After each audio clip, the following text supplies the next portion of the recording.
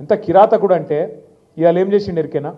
ఎప్పుడన్నా వాన పడితే ఇట్లనే 1908లో, ఈరోజు కాదు 1908 అంటే 117 ఏళ్ళ కిందట హైదరాబాద్కు వరదలు వచ్చినాయి మూసీలో. అప్పుడు నిజాం ఉండే. నిజాం ఏం చేసిండు, మళ్ళీ ఎప్పుడు ఇట్లా రావద్దు హైదరాబాద్కు వరదలు అని చెప్పి ఆ మూసీ మీద 2 చెరువులు కట్టిండు పెద్దయి.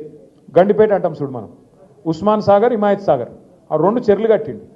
కట్టి ఎందుకు కట్టిండు? అవి బ్యాలెన్సింగ్ రిజర్వాయర్లు అంటారు వాటిని. పైకి వెళ్ళి వరద వచ్చినా అందులో ఆపుకొని నీళ్ళు ఆపుకొని కిందికి మెల్లమెల్లగా ఇడ్చుకుంటూ పోతే కిందికి సిటీ మునగదు. అంటే ఏం చేయాలి?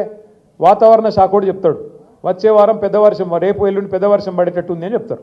చెప్తే ఏం చేయాలి గవర్నమెంటు? ముందు ఆ చెరువు మొత్తం ఖాళీ చేయాలి, సగమన్నా ఖాళీ చేయాలి.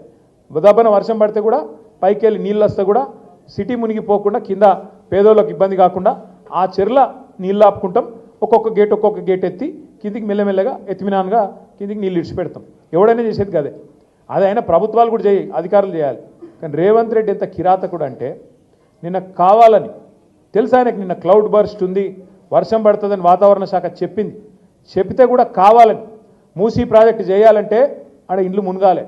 నేను అనుకున్నట్టు మూసీలో 1,50,000 కోట్లు కొల్లగొట్టాలంటే వీళ్ళని ముంచాలని చెప్పి చెరువు ఖాళీ చేయకుండా కావాలని అట్లనే నింపిపెట్టి ఇవాళ ఎగ్దం ఒకటేసారి 15 గేట్లు ఎత్తిండ్రు. ఎత్తవరకు ఏమైంది? ఇలా ఇమ్లీబాన్ బస్ స్టాండ్ మొత్తం మునిగిపోయింది. మొట్టమొదటిసారి చరిత్రలో ఇమ్లీబాన్ బస్ స్టాండ్కి ఎప్పుడన్నా నీళ్ళు వచ్చినాయి? ఇదివరకు మనం పోలేదా? ఇమ్లీబాన్ బస్ స్టాండ్ చూడలేదు ఇదివరకు. ఇవాళ అది కూడా మునిగింది. ఎందుకు? ఒక్కటే కారణం. ఏం చెప్పదలుచుకున్నాడు రేవంత్ రెడ్డి?